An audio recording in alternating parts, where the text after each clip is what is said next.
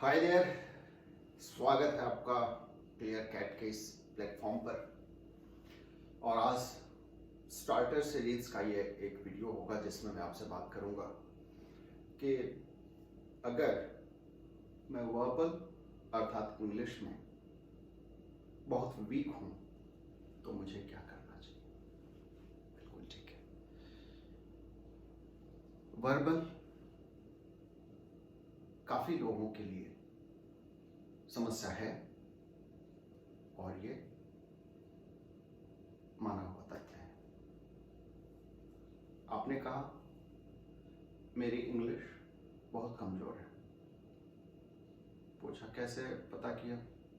Sir मेरे को कुछ आर्टिकल पढ़ने नहीं जमता है, मेरे वर्ड्स बड़े कमजोर हैं, अगेन मेरी वोकैब्स मेरे पास बिल्कुल कमजोर है, इंग्लिश बोल नहीं पाता हूँ, कुछ समझ नहीं पाता हूँ।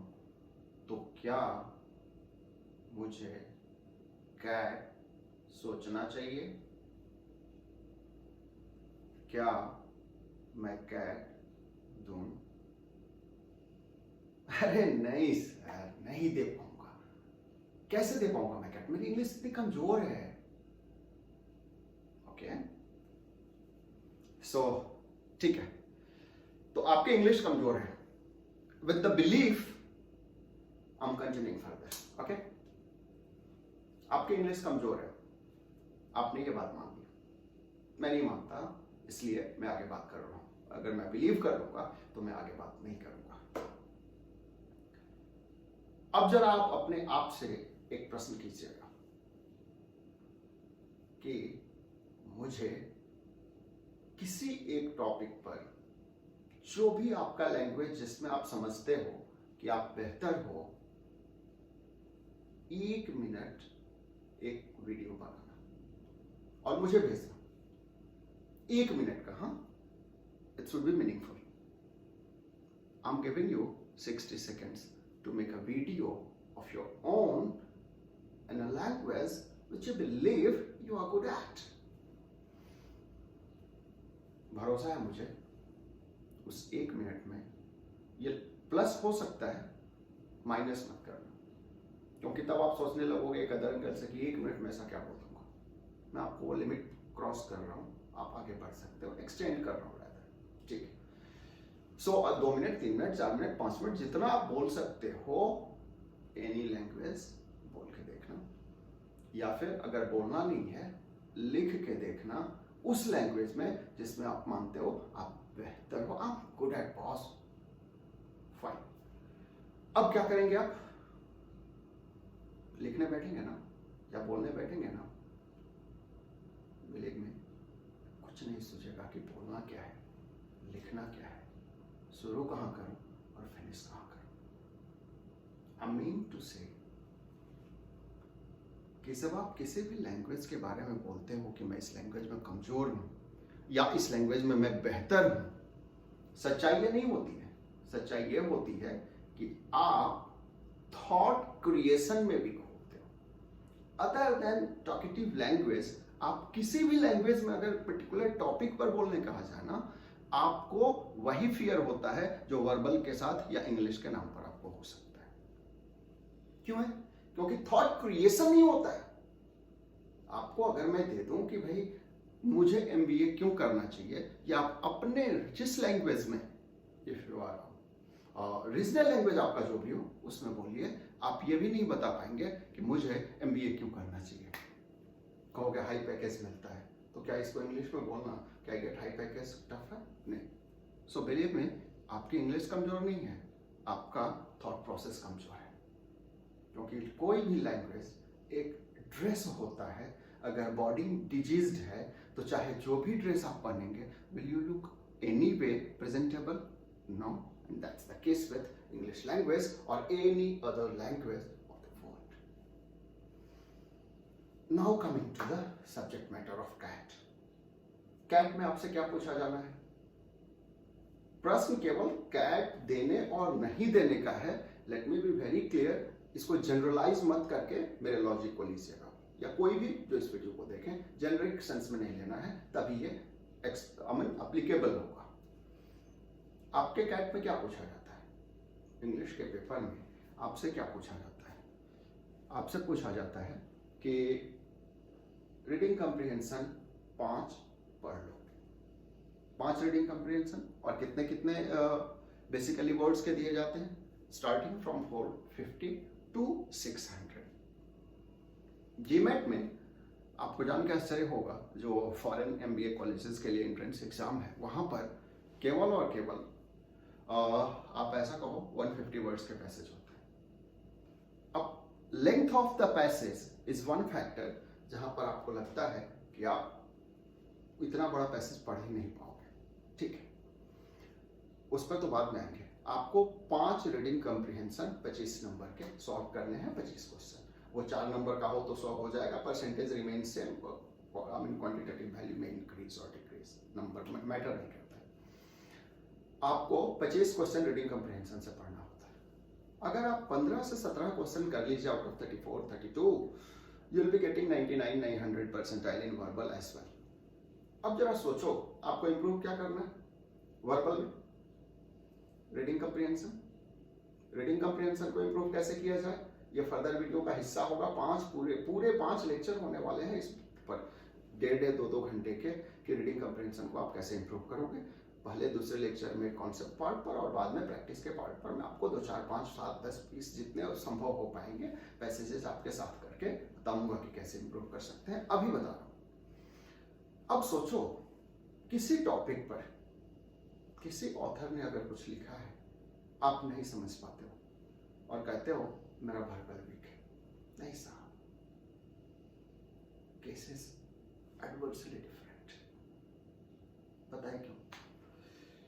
आपका बेसिकली समझो आप इंजीनियरिंग बैकग्राउंड से हो, ओके, और मैंने आपको एक टॉपिक दे दिया,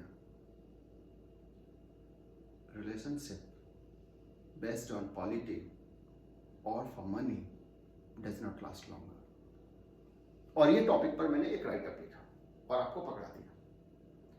मन नहीं लगेगा शायद आपका पढ़ने में, लेकिन वही अगर आपको मैं ये बता दूं कि लेटेस्ट कंप्यूटर की वैरायटी क्या है और एक साइंटिफिक पैसेज दे दूं आपको, और आप बायोलॉजी का स्टूडेंट हो और मैं माइक्रोबायोलॉजी का एक टॉपिक दे दूं, आपको सब समझ में आ जाता है। अगर आप कॉमर्स के स्टूडेंट हो और मैं इंडियन इकोनॉमी पर कुछ बात कर रहा हूं तो शायद आपको सब समझ में आ जाता है। बताइए क्यों? इसलिए नहीं कि आप किसी पर्टिकुलर वर्बल लैंग्वेज या इंग्लिश में लिखो, बेसिकली आप कहीं ना कहीं अपने डोमेन और इंटरेस्ट के मारे हो। विश्वास नहीं होता है तो आप अपना प्रोफाइल भेजो, मेल आईडी दिया रहेगा डिस्क्रिप्शन बॉक्स में, मैं आपको चुन के पैसेज भेजता हूं और देखना, you will score much better than that of you take a random passage from any website or any book and you score. ऐसा मैंने अपने क्लास में साबित किया है पिछले दिनों जब मैं कैट का फैकल्टी हुआ करता था। कई सारे स्टूडेंट्स को पैसेज मैं सेलेक्ट करके देता था, एक्यूरेसी 60, 70, 80%, और पैसेज वो रैंडम लेते थे, accuracy 20, 40%, that part out of 5, 1 से 2 क्वेश्चन सही हो गए। और जैसे ही पैसेज बदला, मैंने उनका टेस्ट और बैकग्राउंड समझते हुए पैसेज दिया, द स्कोर मूव्स टू 4। कैसे ऐसा हुआ? क्या वर्बल कमजोर था? नहीं। दूसरी चीज आपकी जो होती है वो आप कहते हो कि वर्ड्स मुझे नहीं आते या वर्ड्स मेरे वीकनेस है। ये भी सच नहीं है, अभी साबित करता हूं। कैसे? क्योंकि एक अगर 400 वर्ड का रीडिंग कम्प्रिहेंशन है, आप कभी बैठ के एक पैसेज लेकर के और उसमें ये करके देखो, how many words are not known to you. You will come to realize that more than 2 to 3% words are known to me. Almost. I mean to say, sorry, I said it adversely. Basically, you will find out that only 2 to 3% words are unknown to you. Rest all words are known to you. Despite the fact, आप उनका मतलब नहीं समझ पाए, उनका sense नहीं समझ पाए, ऑथर के राइटअप के फ्रीक्वेंसी, उसके डेप्थ को नहीं समझ पाए, उसके वाइडेंड इन्फ्रेंस को नहीं समझ पाए, आप कंक्लूड नहीं कर पाए, आप जजमेंटल नहीं हो पाए, अपना ओपिनियन नहीं दे पाए, और इसलिए आप कहते हो कि मैं समझ नहीं पाता। मैं आपको बहुत सरल शब्दों में बताता हूं कि वर्बल आपका कमजोर नहीं है। आप मेरे आने वाले वीडियो में मेरे साथ केवल और केवल 2 रीडिंग कंप्रीहेंशन करके इस बात को समझ सकते हो कि कितना ये सच है। अब इसको साबित करने के लिए मैं आपको 2 बातें बताता हूं। 2-3 एग्जाम्पल समझिए। बात मैं करूं एक ही राइटअप को, अगर मैं केवल इतना स्टार्ट दूं कि CAT is predominantly meant for intelligent people, और एक सिंपल स्ट्रक्चर बोल दो CAT is meant for intelligent people. Now अब आप कहोगे यार ये मेरे को CAT is meant for intelligent people समझा, लेकिन ये प्रीडोमिनेंटली जो आपने बोल दिया ना, वो मेरे को वर्ड ही नहीं पता, जिसके चलते मुझे नहीं समझ। कुछ ज्यादा फर्क नहीं पड़ेगा अगर प्रीडोमिनेंटली आपने नहीं भी समझा।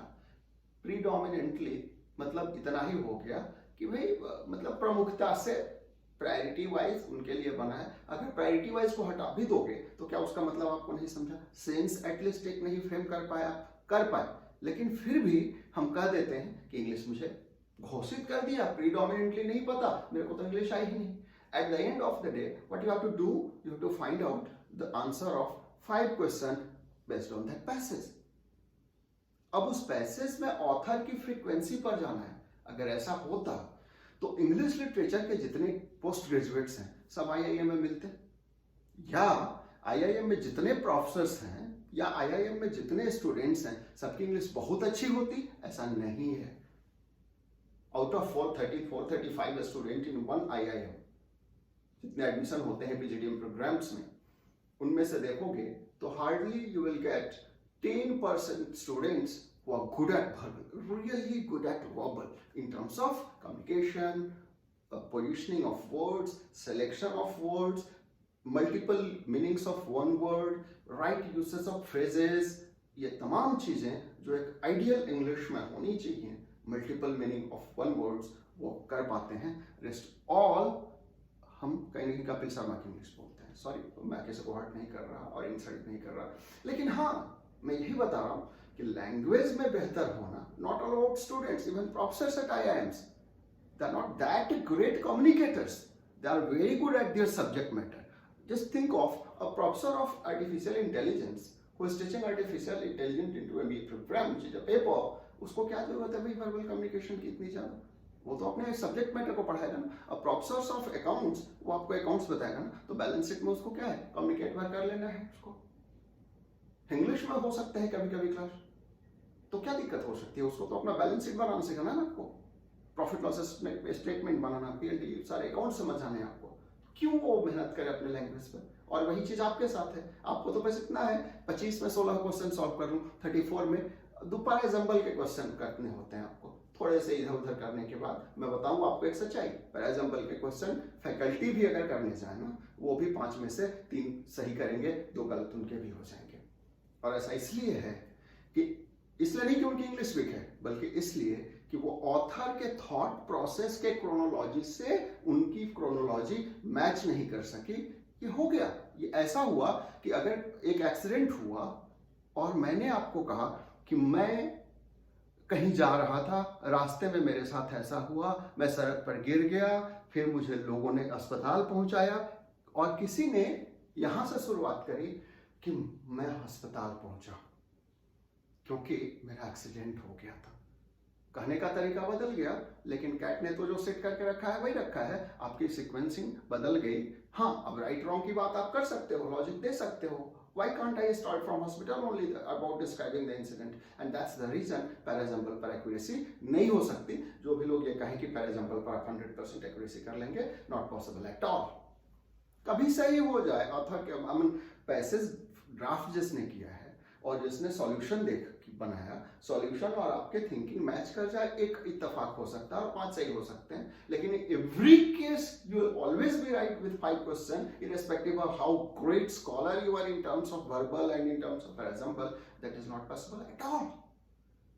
रही बात फीलर्स की, राइट वर्ड सिलेक्शन की, हाँ वर्ड्स के साथ आप इंप्रूव कर सकते हो, तो आपके पास समय भी है ना भाई पूरा का पूरा। इंप्रूवमेंट के स्कोप को आप डिनाई क्यों कर रहे हो? क्योंकि अभी से लेकर के अगर आप 3 महीने 31 मार्च तक मैं इस पूरे सीरीज में 90 वीडियो अपलोड करने वाला हूँ, other than starters what we are listening today और अभी देख रहे हो आप। इसके अलावा तो 90 वीडियो में इन सीरीज के मेरे साथ आने वाले हैं, तो उसमें तो मैं सब्जेक्ट मैटर पर बात करूंगा, कैसे इंप्रूव कर सकते हो, एक एक वर्ड पर बात करके मैं आपको बताने ही वाला हूँ। तो मेरा मतलब ये है कि जब आप कैट जैसी चीजों को सोचो ना, तो अपने पर भरोसा करना सबसे पहले सीखो और उसके रूट में जाओ कि जो मेरा बिलीफ सिस्टम डेवलप मैंने किया है अपने बारे में, क्या ये लॉजिकली स्टैंड करता है? नहीं। कभी कभी बच्चे कहते हैं मेरा तो राइटिंग स्किल अच्छा नहीं है। जो भी अच्छा नहीं है वो सब अच्छा होगा, बट कब? जब आप ये बिलीव करोगे, ये डिजायर करोगे कि मुझे आईआईएम पहुंचना है, और ये इम्पोज्ड नहीं होना चाहिए, या फिर कोई पैकेज अट्रैक्टेड चॉइस नहीं होना चाहिए, या फिर स्टेटस अट्रैक्टेड चॉइस नहीं होना चाहिए। It should be very natural choice of yours. It should come from the inner soul of, it should be an inner call that yes guy, you are meant for IIM or at least business administration. Other than that there are 1,000 things. People write songs and they become billionaire. That does not mean कि आप MBA करके ही बेहतर कमा सकते हो। हाँ, एक समझ जो डेवलप होती है ना MBA के बाद बिजनेस प्लेस पर about people psychology, people analysis, वो काफी अच्छी होती है। और डिस्पाइट दैट आप क्लेम नहीं कर सकते हो कि you can understand business 100%, people's choice 100%। If such is the case, चीजें फ्लॉप नहीं होती, प्रोडक्ट्स फ्लॉप नहीं करते और मार्केट कभी नीचे नहीं जाता। तो uncertainty is the one choice जो हमें बिलीव करना है, और यही चीज आपके वर्बल पर लागू होती है। The status of yours today of verbal is a temporary phase. आप उसको बहुत बेहतर कर सकते हो, बहुत बेहतर कर सकते हो, प्रोवाइडेड आप ये पहले समझो कि हाँ, जो चीज कमजोर है उसको इंप्रूव की जा सकती है। अपने पिछले वीडियो मैंने क्वांट्स की बात करी थी, इसमें वर्बल की बात कर रहा हूँ। आगे अभी ऐसे ही कुछ स्टार्टर टॉपिक जो आपके start even the race to begin with certain mental barriers हैं, वो दूर कर लिया जाए। फिर तो सब्जेक्ट मैटर और कैट तक हम मार्च 31 के पहले पहुंच जाएंगे। कैट का पूरा सिलेबस फिनिश होगा। आई होप आपको इतनी बातों से कुछ value addition milega, and you will just kick a start with me with next videos. Thank you so much for listening me. All the best.